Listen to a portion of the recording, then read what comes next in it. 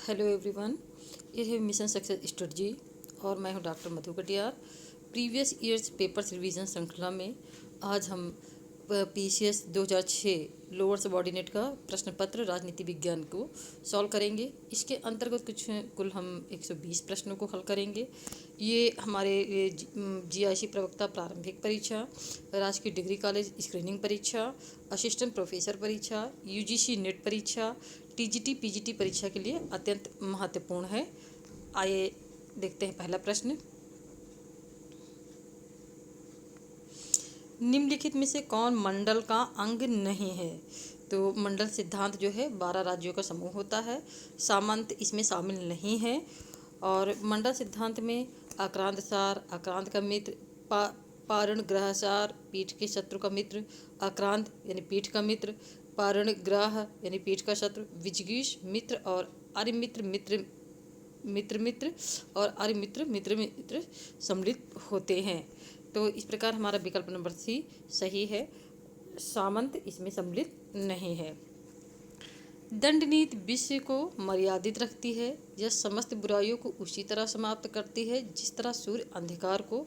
यह मत अभिव्यक्ति हुआ है। तो ये मत जो है मनुस्मृति में अभिव्यक्ति हुआ है। मनुस्मृति के लेखक आचार्य मनु हैं और उन्होंने ही लिखा था कि दंड नीति विश्व को मर्यादित रखती है। यह समस्त बुराइयों को उसी तरह समाप्त करती है जिस तरह अंधकार को सूर्य नष्ट करता है। प्राचीन ग्रंथों के अनुसार राज्य के कार्य मानव जीवन के समस्त अंगों तक फैले हुए हैं। ये कथन सत्य है। और राज्य को बुराई नहीं समझा जाता था, तो ये भी सही है। ए आर दोनों सही हैं तथा जो है आर ए की सही व्याख्या है। निम्न में से किस पुस्तक में प्राचीन भारतीय राजनीतिक विचार विस्तार से मिलते हैं? तो ये जो 4 पुस्तकें दी हैं इसमें व्यास रचित महाभारत में जो है राजनीतिक विचार विस्तार से मिलते हैं।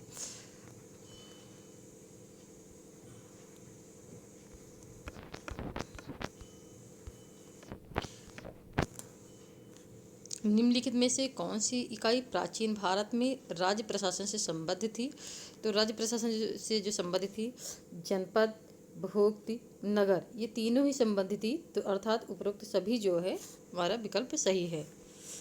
निम्नलिखित में से कौन अर्थशास्त्र परंपरा से संबंधित नहीं है? तो कामंदक संबंधित हैं, शुक्र संबंधित है, सोमदेव सूर्य संबंधित, जबकि चंडेश्वर जो है इससे संबंधित नहीं है। राज्य की उत्पत्ति के पितृ प्रधान सिद्धांत का समर्थक कौन है? तो जो राज्य की उत्पत्ति का पितृसत्तात्मक जो सिद्धांत है उसके जो समर्थक है हेनरी मैन है और तथा डिग्विट हैं। और जो मात्र सत्तात्मक है उसके हैं जेम्स मॉर्गन, मैकलान और जो है इसके समर्थक है। और जेम्स मॉर्गन और मैकलान ने जो है पितृसत्तात्मक सिद्धांत की आलोचना की है। निम्नलिखित में से कौन सा सिद्धांत यह मानता है कि राज्य मानव स्वभाव के सार्वभौम सिद्धांतों की क्रमिक प्राप्ति है? तो राज्य की उत्पत्ति का जो ऐतिहासिक सिद्धांत है या विकासवादी सिद्धांत है वो मानता है कि राज्य मानव स्वभाव के सार्वभौम सिद्धांतों की क्रमिक प्राप्ति है। सामाजिक समझौता सिद्धांत यह सिद्ध करना चाहता है कि राज्य एक अवयव संस्थान है, एक वर्ग है, एक यंत्र है, एक सुरक्षा कंपनी है। तो सामाजिक समझौता सिद्धांत के अनुसार राज्य एक यंत्र है। हाब्स के अनुसार सामाजिक समझौता था। तो हाब्स के जो सामाजिक समझौता था वो एक दार्शनिक सत्य था। हाब्स ने अपनी पुस्तक लेवियाथन में लिखा है कि समझौता संपन्न करने के लिए प्रत्येक व्यक्ति इस प्रकार की शपथ लेता है, मैं इस व्यक्ति को या व्यक्तियों के समूह को यह अधिकार देता हूँ और अपने आप शासन करने के अधिकार को छोड़ता हूँ, इस शर्त पर कि तुम भी इसी प्रकार अपने ऊपर शासन करने के अधिकार को इसे दोगे और इसकी आज्ञाओं को शिरोधार्य करोगे।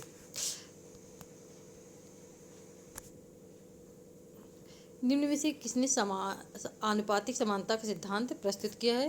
तो ये प्रश्न कई बार पूछा गया है कई परीक्षाओं में। तो आनुपातिक समानता सिद्धांत जो है अरस्तु ने प्रस्तुत किया है।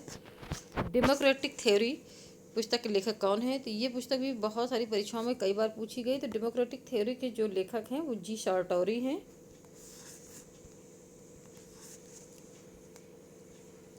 संपत्ति चोरी है, यह वक्तव्य किस विचारक का है? तो ये जो है पुद्रो का कथन है कि संपत्ति चोरी है।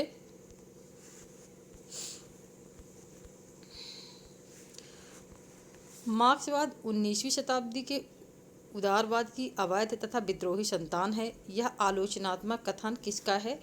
तो सी हंट ने जो है मार्क्सवाद के संबंध में ये आलोचना की थी। किसने कहा कि सार्वभौमिक वयस्क मताधिकार वास्तव में सार्वभौमिक नहीं है? तो गिलक्राइस्ट मानते हैं कि वर्तमान में जो वयस्क मताधिकार की व्यवस्था है वो वास्तव में सार्वभौम नहीं है। निम्न में से कौन दलों को विचारों का दलाल मानता है? तो लावेल जो है दलों को विचारों का दलाल मानते हैं। निम्नलिखित विद्वानों में से किसका यह विचार है कि जनमत के निर्माण में सर्वप्रमुख भूमिका पर्यावरण की होती है? तो वॉल्टर लिपमैन ऐसा मानते हैं कि जनमत के निर्माण में पर्यावरण की भूमिका महत्वपूर्ण होती है। जनमत किसी विषय पर लोगों के व्यवहार को संकेत करता है जब वे किसी एक ही सामाजिक समूह के हो। तो ये परिभाषा जनमत की बहुत पूछी गई है। ये लियोनार्ड डब्ल्यू डोप की परिभाषा है। बिना संविधान के राज्य अविचरणीय है, यह कथन किसका है? तो ये कथन शूल्ज का है। शूल्ज कहते हैं बिना जो है संविधान के राज्य अविचरणीय है। राज्य एक निश्चित प्रदेश में राजनीतिक दृष्टि से संगठित जन समूह है। ये परिभाषा ब्लंटसली की है। लाक के अनुसार प्राकृतिक अधिकार है। तो लाक ने कहा कि जो प्राकृतिक अधिकार है विकासशील नहीं है। समझौता सिद्धांत का वास्तविक दोष यह है कि यह अनैतिहासिक है, अपितु इसमें यह विचार भी निहित है कि अधिकारों तथा दायित्वों का अस्तित्व समाज से अलग हो सकता है। यह कथन किसने कहा है? तो ये कथन है टी.एच. ग्रीन का।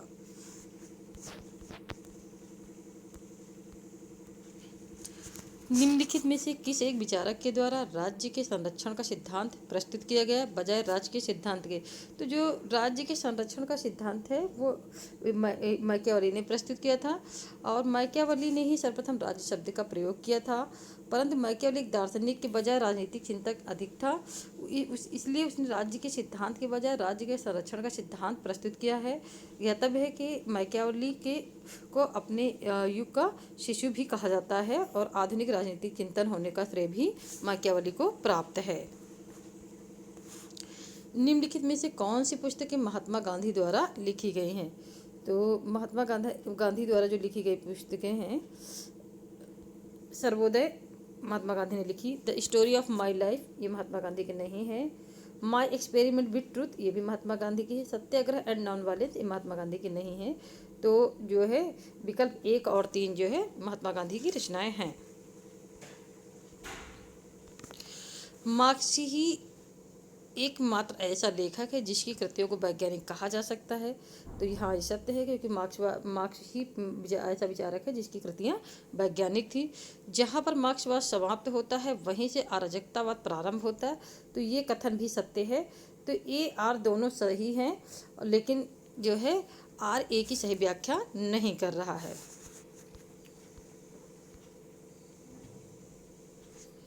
मार्क्सवाद को युग का भ्रम किसने कहा है? यह बहुत सारी परीक्षाओं में पूछा गया है। तो लॉर्ड एक्टन ने मार्क्सवाद को युग का भ्रम कहा है। डिस्ट्रक्शंस का सिद्धांत संबंधित है। तो डिस्ट्रक्शन का जो सिद्धांत है वो दरिद्र से संबंधित है। निम्नलिखित को सुमेलित कीजिए। ये कुछ विचारधाराएं हैं और उनसे संबंधित प्रतिपादक हैं। उपयोगितावाद बेंथम से संबंधित है। उदारवाद टी.एच. ग्रीन से संबंधित है। गांधीवाद जो है जीन शार्प से संबंधित है और समाजवाद जॉर्ज बर्नार्ड शॉ से संबंधित है। निम्नलिखित में से किसने राजनीतिक दलों का व्यवहारवादी विश्लेषण किया है? तो सैमुअल जे एल्सवेल्ड ने जो है राजनीतिक दलों का व्यवहारवादी विश्लेषण किया है। द्वंद्वात्मक भौतिकवाद शब्द का प्रयोग किसके द्वारा नहीं किया गया है?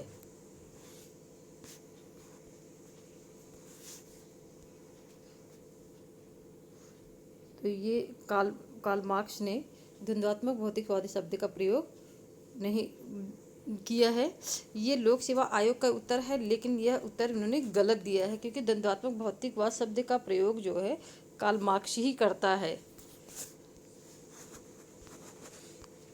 निम्नलिखित में से किसका राज्य संबंधी कोई सिद्धांत नहीं है? तो श्रमिक संघवाद जो है, इनका राज्य संबंधी कोई सिद्धांत नहीं है। लोक कल्याणकारी राज्य दो अतियों के बीच एक समझौता है, जिसमें एक ओर साम्यवाद है और दूसरी ओर अनियंत्रित व्यक्तिवाद है। यह कथन किसका है? तो उपर्युक्त कथन जो है हाफमैन का है। D.L. हाफमैन के अनुसार लोक कल्याणकारी राज्य दो अतियों के बीच एक समझौता है, जिसमें एक ओर साम्यवाद है और दूसरी ओर अनियंत्रित व्यक्तिवाद। और उन्होंने ये जो मत है अपनी पुस्तक द वेलफेयर स्टेट में दिया था। दी new democracy and the new despotism नामक पुस्तक के लेखक कौन है? तो ये जो पुस्तक है चार्ल्स ई मेरियम की दोनों ये पुस्तकें हैं।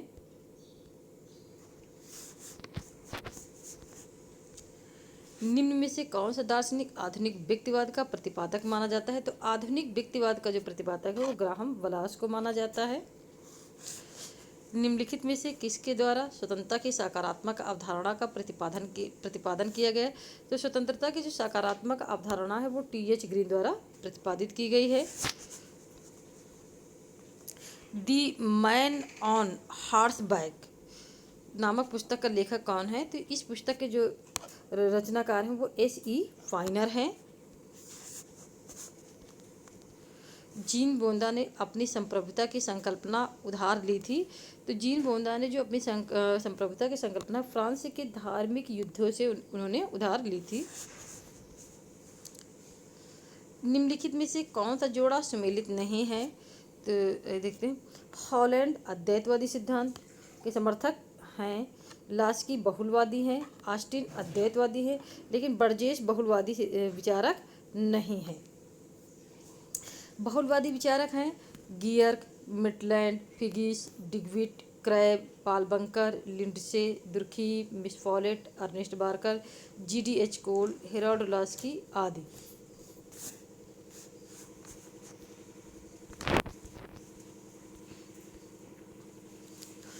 बीसवीं शताब्दी में नकारात्मक स्वतंत्रता व्यक्तिगतता के लिए ढाल नहीं है। यह गैर व्यक्तिवादी निगमित शासन मुक्त उद्यमों के लिए आगे बढ़ने का साधन बन गई है। ये कथन किसका है? तो C.B. मैकफर्सन का ये कथन है। अब सूची ए को सूची 2 से मिलाना है।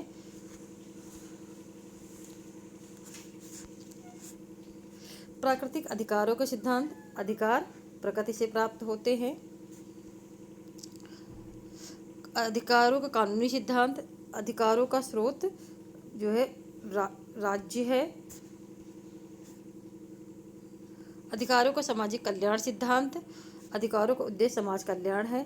अधिकारों का आदर्शवादी सिद्धांत मनुष्य के व्यक्तित्व विकास के लिए आवश्यक हैं। एक कल्याणकारी राज्य की अवधारणाओं को पहली बार स्पष्ट किया गया। तो जो कल्याणकारी राज्य की अवधारणा है वो पहली बार बेवरिज रिपोर्ट 1943 में प्रस्तुत किया गया था। और बेवरिज ने अपनी इस रिपोर्ट में 5 बुराइयों पे प्रहार किया था। वो 5 बुराइयां थीं: बेरोजगारी, बीमारी, अज्ञानता, भुखमरी, आश्रय अभाव। और बेवरिज की जो सिफारिशों को लागू करने के श्रेय ब्रिटेन को है, इसलिए ब्रिटेन को पहला लोक कल्याणकारी राज्य की संज्ञा दी जा सकती है। निम्नलिखित में से कौन सा उत्तर व्यवहारवाद के बारे में सत्य नहीं है? तो उत्तर व्यवहारवाद में विषय वस्तु को पद्धति या तकनीक से पूर्ण होना चाहिए, सही है। वास्तविक से संबंध होने चाहिए। ज्ञान को कार्य रूप में प्रस्तुत करने की कोशिश होनी चाहिए। मूल्यों से स्वतंत्र राजनीति विज्ञान, तो मूल्यों से स्वतंत्र राजनीति विज्ञान उत्तर व्यवहारवाद नहीं बल्कि व्यवहारवाद की विशेषता है।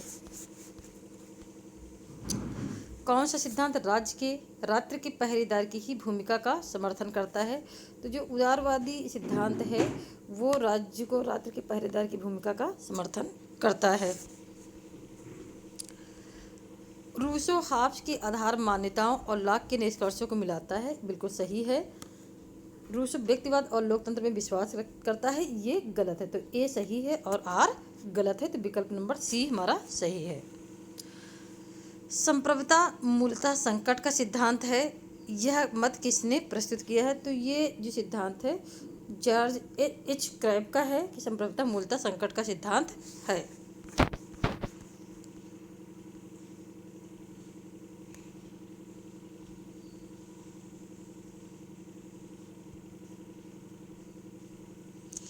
निम्न में से कौन सा कार्यात्मक या व्यवसायिक प्रतिनिधित्व के सिद्धांत का प्रतिपादक है? तो GDH कोल जो है व्यवसायिक प्रतिनिधित्व की बात करते हैं। जनमत का अभिकरण है, तो आइए देखते जनमत के अभिकरण कौन कौन है। प्रेस जनमत का सशक्त अभिकरण है, राजनीतिक दल अभिकरण है और सार्वजनिक मंच है। न्यायपालिका जनमत का अभिकरण नहीं है।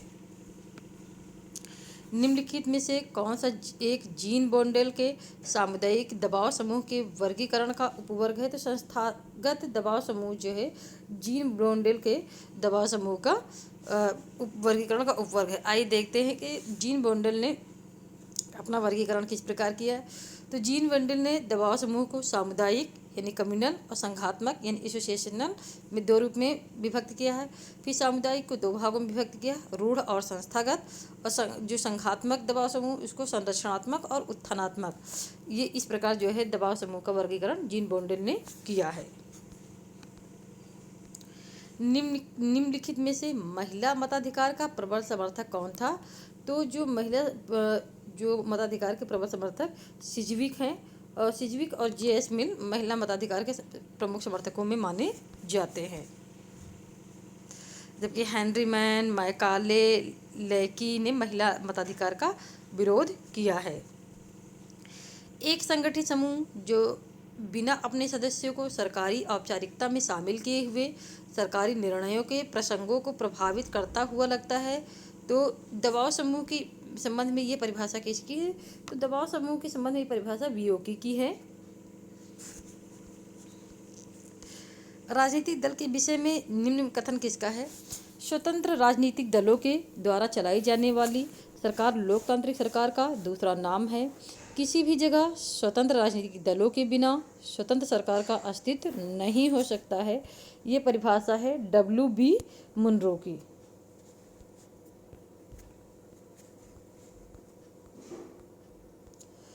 श्रीमती एंड श्रीयुत वेब ने संसद की 2 योजना सुझाई थी। नीचे दिए गए कौन कौन सी संसद उनकी है? देखिए, तो जो मिस्टर एंड मिसेज वेब थे उन्होंने राजनैतिक संसद और सामाजिक संसद की बात कही थी।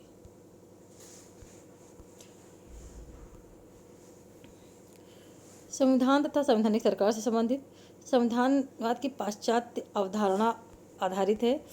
विधि एवं अभिसमयों पर सही है, विधि के शासन पर सही है, एक प्रेस की स्वतंत्रता पर ये भी सही है। एक राजनीतिक दल के आधिपत्य पर संविधानवाद की पाश्चात्य अवधारणा आधारित नहीं है। निम्न में से किसने एकात्मवाद की यह परिभाषा दी है? संक्षेप में एकात्मवाद का तात्पर्य है एक ही दृष्टिगोचर प्रभुसत्ता संपन्न शक्ति के हाथों में राज्य की शक्ति का केंद्रीकरण, वह शक्ति चाहे संसद हो अथवा जार। यह जो परिभाषा दी है या इस प्रकार की जो व्याख्या की है वो डायसी ने की है। निम्नांकित में से संघात्मक शासन व्यवस्था का अधिकृत विद्वान कौन माना जाता है? तो संघात्मक शासन व्यवस्था को जो अधिकृत विद्वान है वो केसी वियर को माना जाता है। केसी वियर ने अपनी पुस्तक फेडरल गवर्नमेंट को संघात्मक शासन व्यवस्था का अधिकृत आधिकारिक विद्वान माना जाता है। केसीवीर ने संघीय शासन व्यवस्था को शक्तियों के विभाजन का तरीका बताया है, जिसमें क्षेत्रीय व केंद्रीय सरकारें अपने अपने क्षेत्र में स्वतंत्र व सहयोगी होती हैं। किसने कहा है? संसदीय व्यवस्था दल की भावना को सघन बनाती है और हमेशा इसे जीवंतता प्रदान करती है। तो ये प्रश्न भी कई परीक्षाओं में पूछा गया और ये लॉर्ड ब्राइस का है।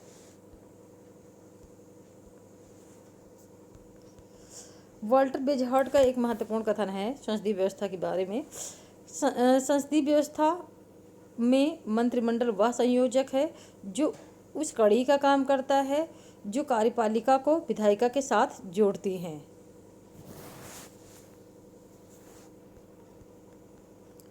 निम्न में से कौन सा गुण संसदात्मक व्यवस्था का नहीं है? तो ये देखते हैं कौन कौन से गुण। कार्यपालिका एवं विधायिका के बीच समन्वय, ये इसकी व्यवस्था होती, ये इसकी विशेषता है।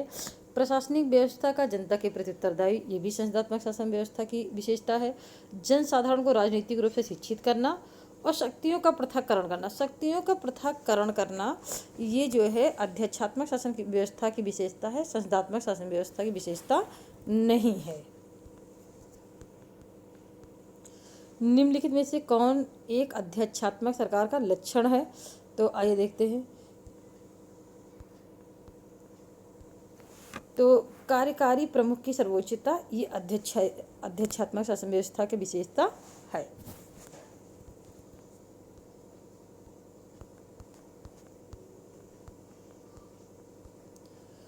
अध्यक्षात्मक सरकार के विषय में निम्न में से कौन सा कथन सही है? अध्यक्षात्मक शासन व्यवस्था प्रायः व्यवस्थापिका और कार्यपालिका के बीच संघर्ष को जन्म देती है। हाँ, क्योंकि इसमें स्वतंत्र होते हैं, शक्ति पृथक्करण का सिद्धांत अपनाया जाता है, इसलिए दोनों में संघर्ष की भावना उत्पन्न हो जाती है। निम्न में से संविधान के द्वारा क्या सुनिश्चित किया जाता है? तो संविधान के द्वारा कार्यपालिका की शक्तियाँ सुनिश्चित की जाती हैं, शासक एवं शासित के संबंध सुनिश्चित किए जाते हैं, सरकार की विभिन्न संस्थाओं के बीच संबंध, उनकी संरचना एवं संगठन, उपर्युक्त सभी जो है संविधान के द्वारा सुनिश्चित किए जाते हैं। निम्न में से कौन भारतीय संविधान निर्मात्री सभा की प्रारूप समिति का सदस्य नहीं था? तो प्रारूप समिति के सदस्य कौन नहीं था? पंडित जवाहरलाल नेहरू नहीं थे, जबकि मोहम्मद सादुल्ला, गोपाल स्वामी अयंगर, के.एम. मुंशी, ये सभी थे। 22 जुलाई 1947 को प्रारूप समिति का जो है गठन किया गया था और इसके अध्यक्ष डॉक्टर भीमराव अम्बेडकर थे। ये 7 सदस्य थी, जिसमें मोहम्मद सादुल्ला, के.एम. मुंशी, गोपाल स्वामी अयंगर, बी.एल. मित्तल, कृष्ण स्वामी अय्यर, डी.पी. खेतान। बाद में मित्तल और खेतान के स्थान पर क्रमशः एन. माधवराव जो है मित्तल की जगह पे और टी.टी. कृष्णमाचारी खेतान की जगह पे नियुक्त किए गए थे। निम्नलिखित में से कौन भारतीय संविधान द्वारा स्थापित है? तो योजना आयोग नहीं है, राष्ट्रीय विकास परिषद ये भी नहीं है, क्षेत्रीय परिषद ये भी जो है संविधान द्वारा स्थापित नहीं है, क्योंकि ये सब संवैधानिक निकाय नहीं है और संविधानेतर है। तो ये विकल्प नंबर डी हमारा सही है। निम्नलिखित में से किस समिति ने भारतीय संविधान में मौलिक कर्तव्यों को समाविष्ट करने की संस्थित की थी? स्वर्ण सिंह समिति की रिपोर्ट के आधार पर भारतीय संविधान में 42वें संविधान संशोधन 1976 द्वारा जो है मूल कर्तव्यों को जोड़ा गया और उस समय इसमें मूल कर्तव्यों की संख्या 10 थी, लेकिन बाद में जो 86वें संविधान संशोधन द्वारा एक मूल कर्तव्य और जोड़ दिया गया, अतः वर्तमान समय में जो मूल कर्तव्यों की जो संख्या है वो 11 है। संसद में भारतीय राष्ट्रपति पे महाभियोग 1, जो संसद में राष्ट्रपति में जो महाभियोग की जो प्रक्रिया है वो एक क्वासी जुडिशियल यानी अर्ध न्यायिक प्रक्रिया है।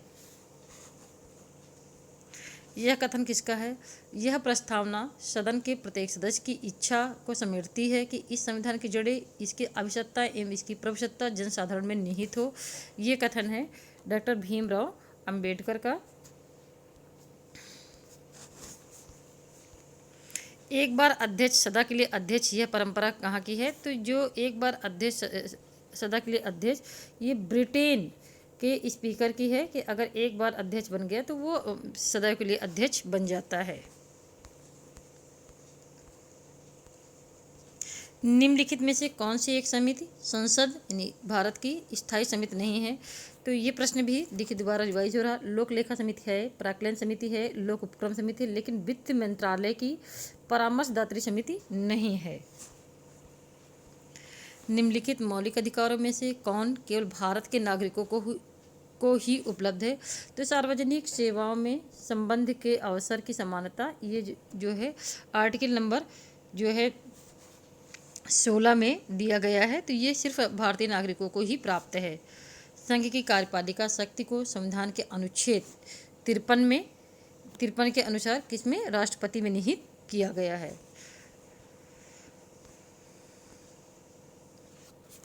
भारतीय संविधान के अनुच्छेद 21 का उल्लंघन होता है यदि अभियुक्त पर मुकदमा चलाने में राज्य असाधारण विलंब करता है, किसी प्रमाणित पागल को कारावास का दंड दिया जाता है, किसी नागरिक का पासपोर्ट अनिश्चित काल के लिए जब्त किया जाता है। तो ऐसी स्थिति में जो है ये अनुच्छेद 21 का उल्लंघन है। तो उपर्युक्त सभी सही हैं। भारत के संविधान का कौन सा अनुच्छेद यह कहता है कि मंत्रिपरिषद सामूहिक रूप से लोकसभा के प्रति उत्तरदायी होती है? तो 75(3) के अंतर्गत मंत्रिपरिषद लोकसभा के प्रति सामूहिक रूप से उत्तरदायी होती है। मृत्युदंड के संबंध में भारत में राज्यपाल को कौन सा अधिकार प्राप्त नहीं है? तो राज्यपाल को संविधान के अनुच्छेद 161 के तहत क्षमा आदि की कुछ मामलों में जो है शक्तियाँ प्राप्त है, जैसे वो निलंबन कर सकता है, परिहार कर सकता है, लघुकरण कर सकता है, और लेकिन मृत्युदंड को वो स्थगित कर सकता है तो कम कर सकता है, किंतु वो क्षमा नहीं कर सकता। और क्षमा दान करने की शक्ति जो है वो राष्ट्रपति को प्राप्त है।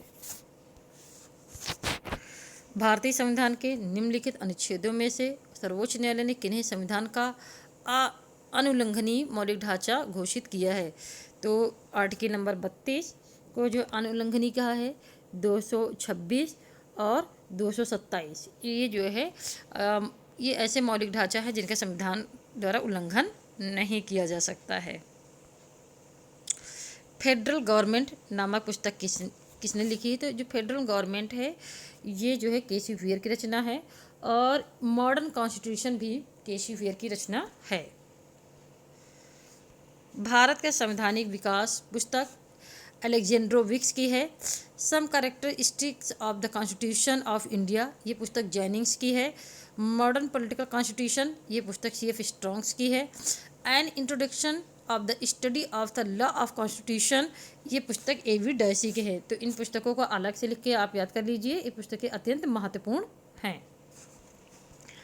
यह विचार किसने व्यक्त किया कि भारत का सर्वोच्च न्यायालय विश्व के किसी भी अन्य देश के सर्वोच्च न्यायालय से अधिक शक्ति रखते हैं? तो ऐसा मानना है सर अल्लाद कृष्णस्वामी अय्यर का। आइए देखते हैं कहाँ कहाँ पे जो है द्विसदनात्मक विधानमंडल है, यानी कि विधानसभा और विधान परिषद है। तो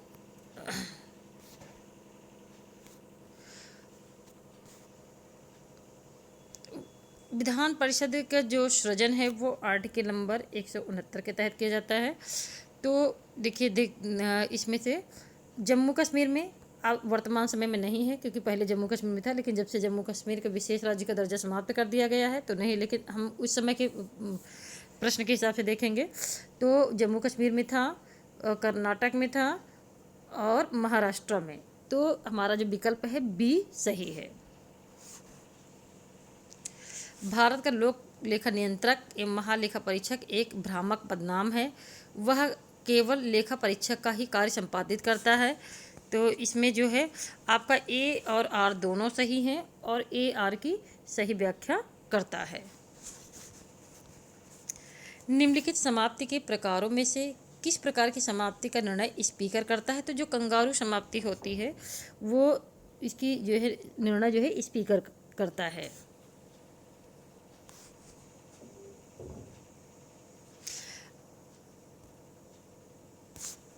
भारत के राष्ट्रपति की तुलना में राज्य का राज्यपाल ज़्यादा स्वविवेकी अधिकार रखता है, ये कथन सही है, और वह विधानसभा को अपने विवेक से भंग कर सकता है। तो ये दोनों ही कथन सही है, लेकिन इसकी व्याख्या सही नहीं है। राज्य और संघ के बीच वित्तीय विभाजन किसकी संस्तुति पे होता है? तो राज्य और संघ के बीच जो वित्तीय विभाजन होता है वो वित्त आयोग की संस्तुति पर होता है। और वित्त आयोग जो है भारतीय संविधान के किस अनुच्छेद के अंतर्गत आता है? तो 280 के अंतर्गत आता है। और 5 वर्ष के लिए एक वित्त आयोग को नियुक्ति की जाती है। और वित्त आयोग की जो नियुक्ति है वो राष्ट्रपति करता है। निम्नलिखित में से कौन एक ही समान प्रक्रिया से अपदस्थ किए जा सकते हैं? तो सर्वोच्च न्यायालय के न्यायाधीश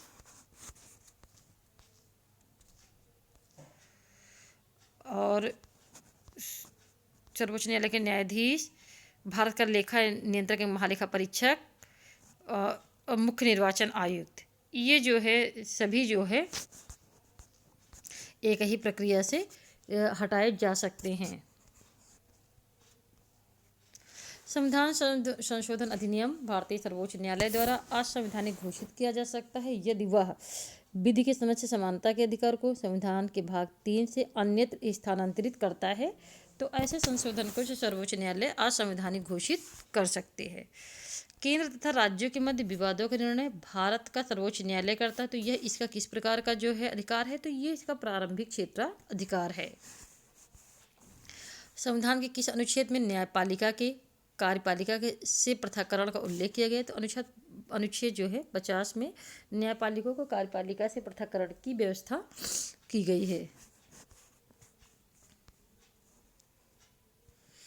भारतीय संघ को सार्वभौम संघ किसने कहा था? तो जो परम संघ है या सार्वभौम संघ कहा था, C.H. एलेक्जेंड्रोविच ने जो है भारतीय संघ को सार्वभौम संघ कहा था।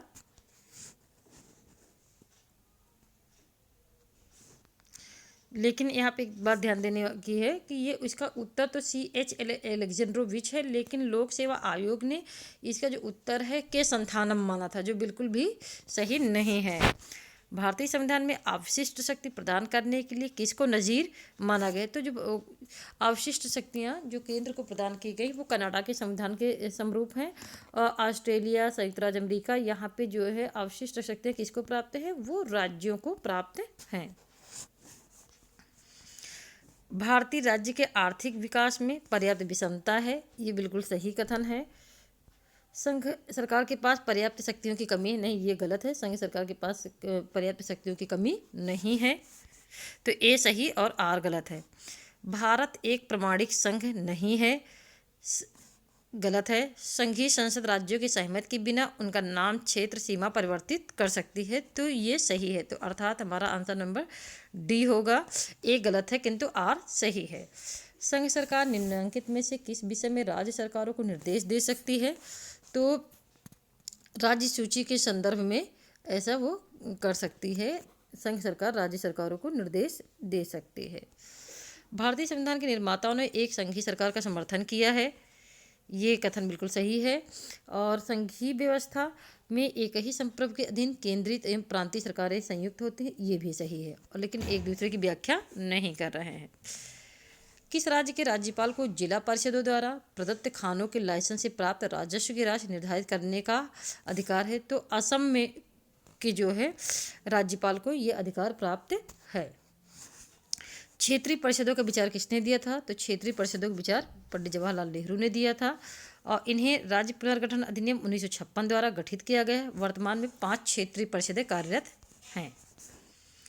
पंचायती राज के संबंध में अशोक मेहता समिति ने निम्नलिखित में से कौन सा प्रतिरूप सुझाया था?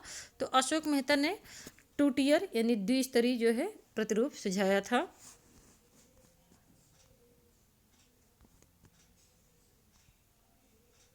न्याय पंचायत से अपेक्षा की जाती है कि वे छोटे दीवानी मुकदमे एवं अपराधों की सुनवाई करेंगे।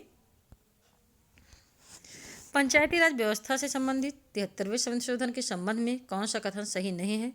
तो पंचायत व्यवस्था के हर स्तर से विधानसभा, विधान परिषद एवं संसद सदस्यों को अलग रखा गया है, ये सही नहीं है, ये सही नहीं है। आइए देखते हैं अगला प्रश्न।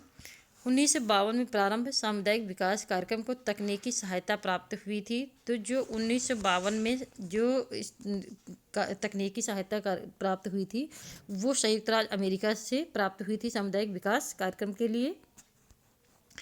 तानाशाही समर्थन करती है, तो सत्ता के केंद्रीकरण का तानाशाही जो है समर्थन करती है।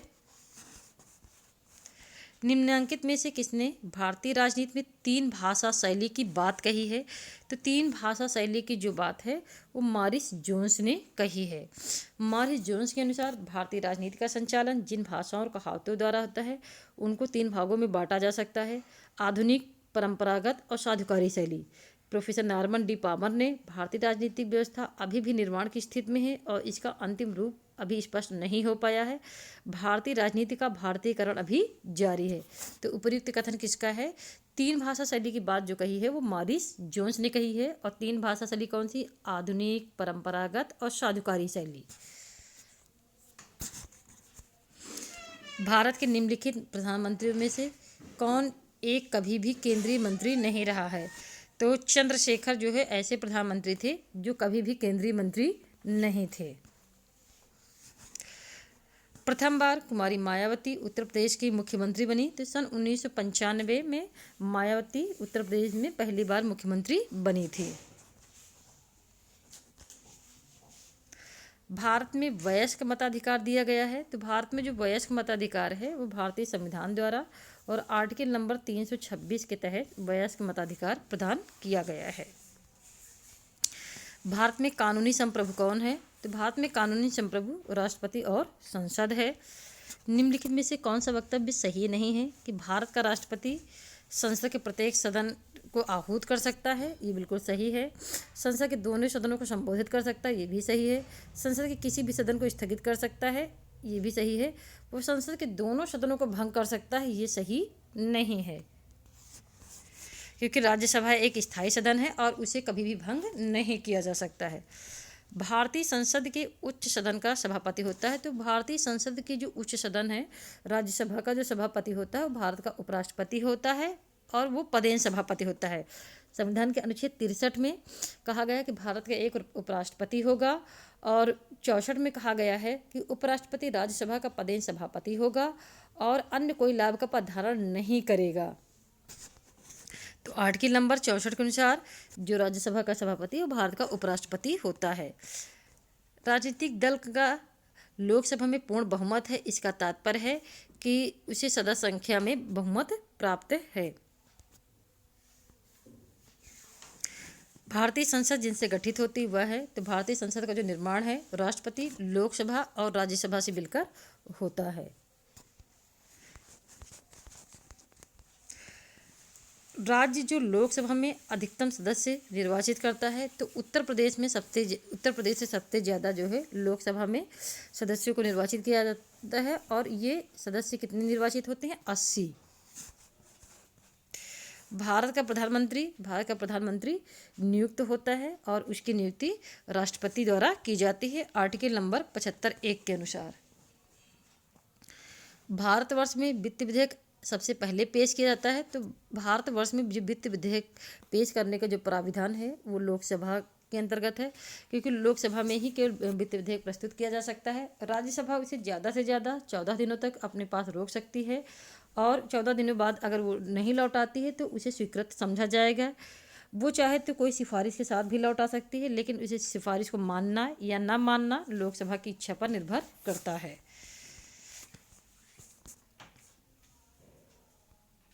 निम्नलिखित में से किस रेट का शाब्दिक अर्थ होता है? हम आदेश देते हैं। तो परमादेश या मैंडेमेंट्स का शाब्दिक अर्थ होता है कि हम आदेश देते हैं। संविधान के अनुसार लोकसभा के अधिवेशन में कम से कम वर्ष में 2 बार होना चाहिए और दोनों के बीच में 6 माह से अधिक का अंतर नहीं होना चाहिए।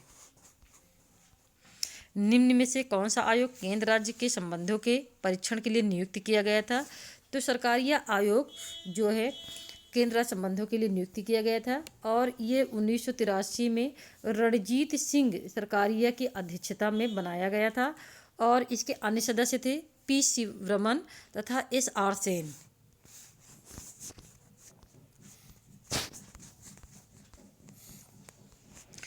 अंतर्राष्ट्रीय न्यायालय कहाँ पर स्थित है? तो अंतर्राष्ट्रीय जो न्यायालय है वो हेग में स्थित है और ये हेग जो है नीदरलैंड की राजधानी है।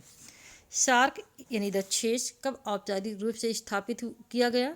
तो सार्क की जो स्थापना है वो दिसंबर 1985 में स्थापित किया गया है। अंतर्राष्ट्रीय न्यायालय में जजों की संख्या, तो अंतर्राष्ट्रीय न्यायालयों में जो है जजों की संख्या 15 है। भारत में गुट निरपेक्ष आंदोलन शुरू किया था। तो गुट निरपेक्ष आंदोलन की जो शुरुआत है 1961 में हुई थी और इसका जो सम्मेलन हुआ था वो बेलग्रेड में हुआ था। और इस प्रश्न पत्र का अंतिम प्रश्न, भारत चीन युद्ध हुआ था। तो भारत चीन जो युद्ध हुआ था वो 1962 में हुआ था। तो ये वीडियो कैसा लगा हमें ज़रूर बताइएगा। इसे लाइक कीजिए, शेयर कीजिए और कमेंट कीजिए और हमारे चैनल को सब्सक्राइब कीजिए।